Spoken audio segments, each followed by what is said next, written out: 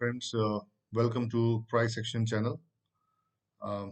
आज हम कुछ स्टॉक्स के बारे में डिस्कस करेंगे जो स्टॉक्स काफ़ी अट्रैक्टिव लेवल्स पर हैं और एक सपोर्ट पे हैं। इसमें जो हमारा थीम होगा वो चैनल्स होगा। तो इसी वीडियो के थ्रू मैं आपको चैनल्स भी समझाने की कोशिश करूंगा कि चैनल किस तरीके से हम अंडरस्टैंड कर सकते हैं, उसमें प्राइस मूवमेंट किस तरीके से होती है। अक्सर कमेंट्स में आप लोग बोलते हैं कि हमें प्राइस सेक्शन की बेसिक्स बताएं, लेकिन मैं आपको यकीन दिला सकता हूं कि जो वीडियोस मैं बनाता हूं जिसमें मैं आपके साथ डिफरेंट सेटअप्स डिस्कस करता हूं, अगर आप उन सेटअप्स पे भी फोकस करेंगे तो आप में आहिस्ता आहिस्ता आहिस्ता आहिस्ता वो प्राइस सेक्शन की वो बेसिक समझ आ जाएगी। तो आइए पहले हम जरा आईसीआईसीआई बैंक को समझने की कोशिश करते हैं कि इस स्टॉक में क्या हो रहा है। अगर हम इस सेटअप को देखें तो ये सेटअप एक डाउनवर्ड चैनल है। डाउनवर्ड चैनल का मतलब ये होता है कि प्राइस एक हायर हाई लोअर हाईज और लोअर लोज बना रहा है। अब देखिए, ये एक हाई बनाया, उसके बाद लो बनाया, फिर लोअर हाई बनाया, फिर लोअर लो बनाया, फिर उसके बाद लोअर हाई बनाया, फिर से लोअर लो बनाया। उसके बाद अब देखिए प्राइस ने यहाँ पर क्या किया है। यहाँ पर प्राइस ने एक बेस बनाई और डिसाइड कर लिया कि अब मुझे इस चैनल में से, इस डाउनवर्ड चैनल में से बाहर आना है। अब जब प्राइस इस चैनल में से देखिए यहाँ पर किस तरीके से प्राइस बिहेव कर रहा है, ये समझने की कोशिश करें आप। ये जो नीचे की जो ये आप शेडोज देख रहे हैं, इसका मतलब ये है कि प्राइस नीचे से ऊपर आया है। यहाँ पर भी देखिए प्राइस नीचे से ऊपर आया है। लोअर शेडोज जो है वो ज्यादा प्रोमिनेंट है, यहाँ पर ज्यादा बड़ी है as compared to upper shadows. सिर्फ यहाँ पर एक अपर शेडो आपको दिख रही है, लेकिन ऐसा हो सकता है कि उस दिन मार्केट शायद गिरा हो, ज्यादा गिरा हो, इस वजह से प्राइस सस्टेन न कर पाया हो। इस कैंडल के अलावा यहाँ जितने भी कैंडल्स है उसमें लोअर शेडोज काफी प्रोमिनेंट है, और लोअर शेडोज का मतलब बाइंग प्रेशर होता है। तो आप देखिए प्राइस किस तरीके से इस चैनल में से बाहर आया और इसने इस लोअर हाई को चैलेंज किया और एक गैप अप ओपनिंग देके अब ये इस लोअर हाई के ऊपर सपोर्ट ले रहा है। अब देखिए प्राइस जो है इस लोअर हाई पे सपोर्ट ले रहा है और यहाँ पर हम इसमें एंटर हो सकते हैं। अगर हम अपना स्टॉप लॉस करीब करीब 580 के आसपास लगाएं और यहाँ पर एक एंट्री मारे, तो मेरा ख्याल है आने वाले दिनों में हम प्राइस को करीब करीब 670 की लेवल तक भी आते हुए देख सकते हैं। तो ये था पहला स्टॉक जो मैं आपके सामने रख के आया हूँ, जो था आईसीआईसीआई बैंक। दूसरा स्टॉक जो मैं आपके सामने भी लेके आ रहा हूँ वो है एक्सिस बैंक। अब एक्सिस बैंक का सेटअप अगर आप देखें तो ये भी एग्जैक्टली एक डाउनवर्ड चैनल ही है। इसमें भी प्राइस को देखें आप, प्राइस किस तरीके से इस चैनल में घूम रहा है। ये एक हाई था, उसके बाद लो बना, फिर लोअर हाई, फिर लोअर लो। उसके बाद देखिए क्या हो रहा है, ये लोअर हाई जो लोअर लो बनते जा रहे हैं। उसके बाद प्राइस देखिए यहाँ पर प्राइस ने किस तरीके से एक बेस बनाई। ये देखिए ये बेस एक यहाँ पर बनी, और इस बेस के बनते ही प्राइस ने ये डिसाइड कर लिया कि भाई मुझे अब इस डाउनवर्ड चैनल में से बाहर आना है। ठीक है, तो ये प्राइस ने यहाँ पर एक अच्छी बेस बनाने के बाद ये देखिए किस तरीके से प्राइस इसमें से बाहर आया।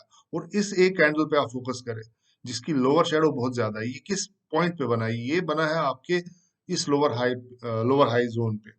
तो इसको यहाँ पर इस कैंडल का बनना एक बहुत ही सिग्निफिकेंट बात है। उसके बाद अब देखिए क्या हो रहा है, प्राइस इस जो ब्लू लाइन है जो कि एक सपोर्ट का काम यहाँ पर कर रही है, जो पहले एक रेजिस्टेंस थी। देखिए ये दो कैंडल्स जो थे ये इसको एज ए रेजिस्टेंस ट्रीट कर रहे थे। उसके बाद ये जो नेक्स्ट टू कैंडल्स है ये इसी रेजिस्टेंस को अब एज ए सपोर्ट ट्रीट कर रहे हैं।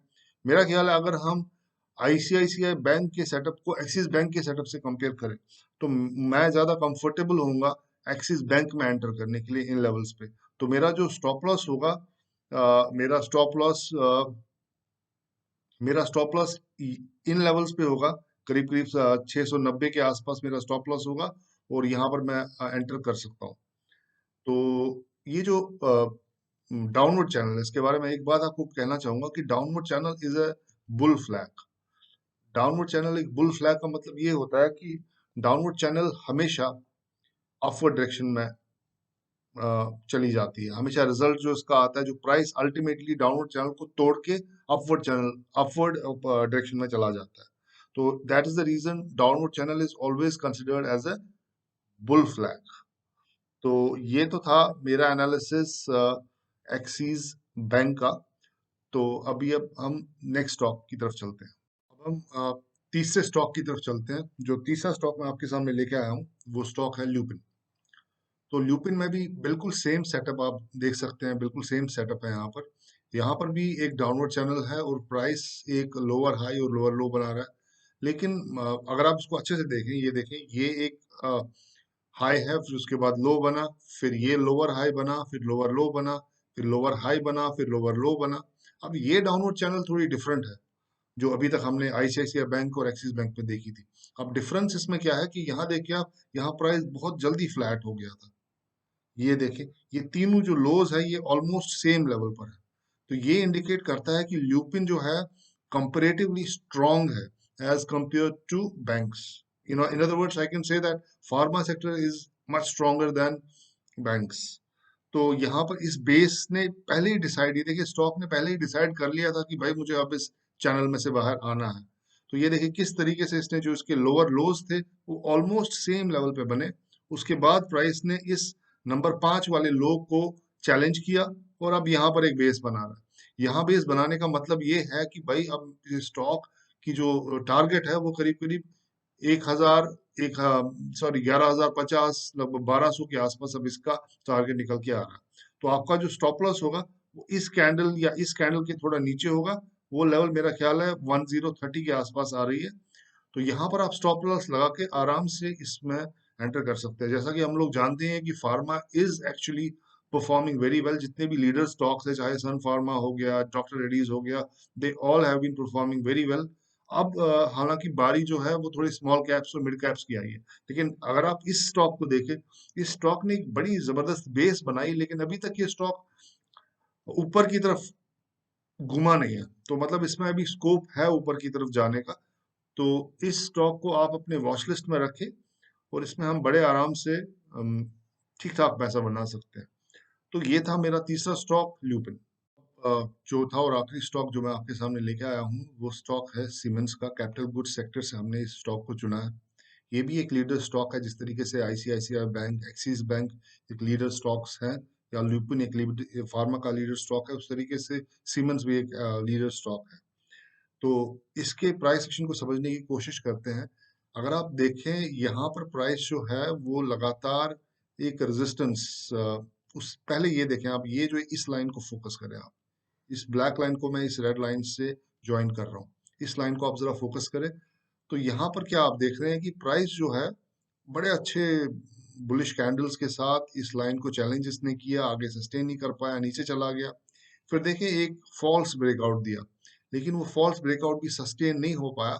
वो प्राइस ने यहाँ पर इस कैंडल पे फोकस करे, इस कैंडल की अपर शेडो पे फोकस करे, किस तरीके से यहाँ पर सेलिंग आई, और उसके बाद अगले 3-4 कैंडल जो थे बिल्कुल लोअर लोज बनाते हुए नीचे की तरफ क्लोज हो गए। उसके बाद प्राइस ने कोशिश की है कि मैं इस लेवल को क्रॉस करूं। ये देखिए पहली कोशिश यहाँ पर थी, फिर फॉल्स ब्रेकआउट था, फिर उसके बाद दूसरी कोशिश यहाँ पर हुई, उसके बाद तीसरी कोशिश यहाँ पर हुई, चौथी कोशिश यहाँ पर हुई, और देखिए कितनी बड़ी अपर शैडो थी कि भाई मैं इधर सस्टेन नहीं कर सकता, ये स्टॉक की मैसेज थी। फिर देखिए किस तरीके से प्राइस नीचे गैप डाउन ओपन हुआ और कितना बड़ा बेयरिश कैंडल बना। एट द सेम टाइम आप देख रहे हैं यहाँ पर प्राइस सस्टेन नहीं कर पा रहा है, लेकिन नीचे भी नहीं जा रहा है। तो प्राइस एक रेंज में जा रहा था और यहाँ पर इसी रेंज में प्राइस घूम रहा था, और वापस देखिए आप, 3 कैंडल्स बुलिश कैंडल बनी और प्राइस ने फिर से इस लेवल को चैलेंज किया 5वीं बार। फिर से प्राइस ऊपर सस्टेन नहीं कर पाया, एक अपर शेडो बनी, जिसका मतलब था कि सेलिंग वहां पे एक्टिव है।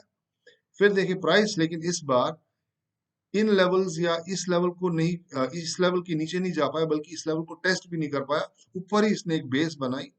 बेस बनाने के बाद क्या हुआ, अगर आप इस प्राइस स्ट्रक्चर को लोअर टाइम फ्रेम्स पे देखेंगे तो आपको यहाँ पर एक ट्रायंगल बनता हुआ दिखेगा, और वो ट्रायंगल का ब्रेकआउट कहाँ की तरफ मिला, ऊपर की तरफ मिला।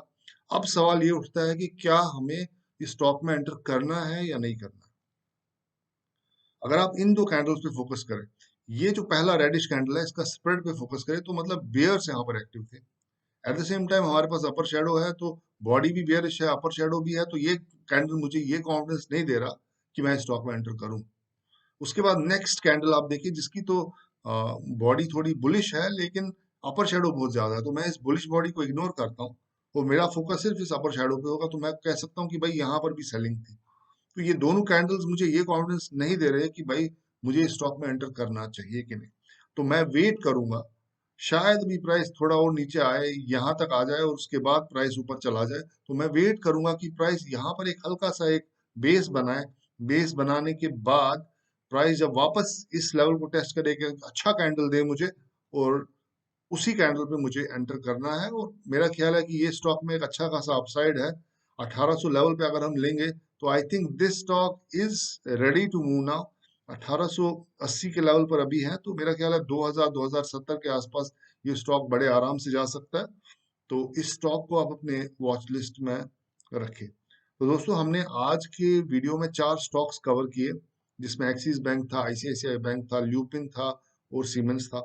एक्सिस बैंक और आईसीआईसीआई बैंक तो लीडर स्टॉक्स है as far as banking sector is concern.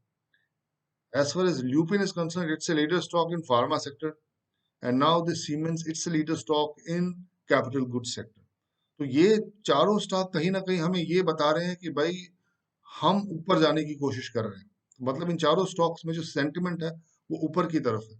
और जब भी ये सेंटिमेंट ऊपर की तरफ होता है इतने लीडर स्टॉक्स का, तो उसका मतलब ये है कि मार्केट भी ऊपर जाने की कोशिश कर रहा है। तो हम ये कंक्लूड कर सकते हैं। हमें जरूरी नहीं है कि हम इंडेक्स को देखें, हम निफ्टी को देखें, हम बैंक निफ्टी को देखें, फिर हम ये डिसाइड करें कि भाई ये ऊपर जा रहा है कि नहीं। अगर आपने मेरा निफ्टी और बैंक निफ्टी का वीडियो देखा हो, तो खास तौर से जो बैंक निफ्टी का वीडियो था उसमें मैंने आपको बताया किस तरीके से प्राइस अपने एक सपोर्ट लेवल के कितना करीब है, और बैंक निफ्टी में मुझे कुछ डाउन साइड नहीं दिखा। तो अगर बैंक निफ्टी नीचे नहीं जा रहा, तो इसका मतलब यह है कि bank Nifty is the main component as far as Nifty going up is concern. मतलब निफ्टी को ऊपर ले जाने में बैंक निफ्टी का सबसे बड़ा रोल होता है। तो अगर बैंक निफ्टी ऊपर की तरफ जा रहा है, एक्सिस बैंक आपको ऊपर की तरफ, एक्सिस बैंक ने एक डाउनवर्ड चैनल ऊपर की तरफ तोड़ी है, आईसीआईसीआई बैंक ने डाउनवर्ड चैनल ऊपर की तरफ तोड़ी है, तो मतलब लोअर जो है लोअर साइड तो मेरा ख्याल है बड़ा रेस्ट्रिक्टेड है।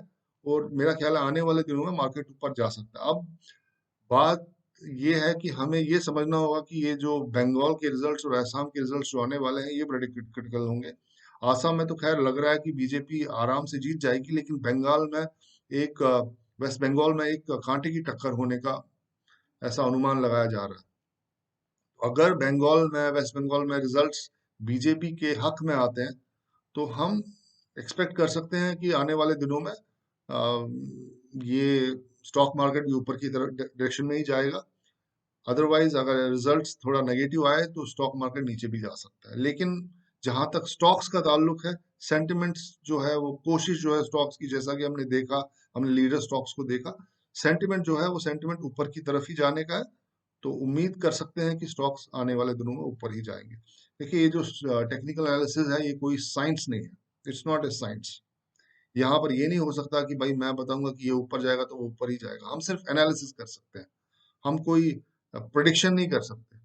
कोई भी बंदा स्टॉक मार्केट में प्रेडिक्शन नहीं कर सकता। ये ट्रेडिंग साइकोलॉजी का सबसे बेसिक ट्रुथ है। अब जो लोग बोलें कि भाई कॉन्फिडेंस के साथ कि ये ऊपर जाएगा या नीचे जाएगा, मेरा ख्याल है या तो वो झूठ बोल रहे हैं या तो फिर वो खुद भगवान है। दोनों में से एक चीज है। ऐसा हो नहीं सकता कि कोई ये कहे कि भाई ये ऊपर जाने वाला है या नीचे जाने वाला, he will never be correct. So this is a game of probabilities. हमें इसको समझना होगा इन टर्म्स ऑफ प्रोबेबिलिटीज। हमें देखना होगा कि कहाँ पर प्रोबेबिलिटी ज्यादा है, हमें उस सेटअप को एंटर करना है। लेकिन हमारे पास एक स्टॉप लॉस होना बहुत जरूरी है। अगर हमारे पास स्टॉप लॉस नहीं होगा और हम सोचेंगे कि भाई नहीं ये तो सिर्फ ऊपर ही जाने वाला है, तो ये मार्केट हमें ट्रैप भी कर सकता है और हम फंस सकते हैं। तो इसलिए हर एक पोजीशन में, जो भी पोजीशन आप ले, आप पहले स्टॉप लॉस डिसाइड करें। आप ये देखें कि आपका रिस्क कितना है, उसी हिसाब से आप उस पोजीशन में एंटर करें। रिस्क आपके हाथ में है, टारगेट आपके हाथ में नहीं है। लेकिन जो नए लोग स्टॉक मार्केट में एंटर करते हैं उनको लगता है कि भाई टारगेट तो हमारे हाथ में है। लेकिन ये एक बहुत ही बड़ी गलतफहमी है। ट्रेडिंग साइकोलॉजी का एक बहुत इंपॉर्टेंट पॉइंट है। एक दोस्त ने मुझसे कहा था कि ट्रेडिंग साइकोलॉजी के बारे में कुछ कहे, तो इस वीडियो के एंड में मैं आपके साथ ट्रेडिंग साइकोलॉजी की कुछ टिप्स शेयर कर रहा हूँ। Trading psychology in nutshell means that you can not win all the time. आप हमेशा जीत नहीं सकते स्टॉक मार्केट में। आपको ये अंदर, आपके अंदर एक फेलियर का एक सिस्टम होना चाहिए। आप उस फेलियर को एक्सेप्ट करने चाहिए।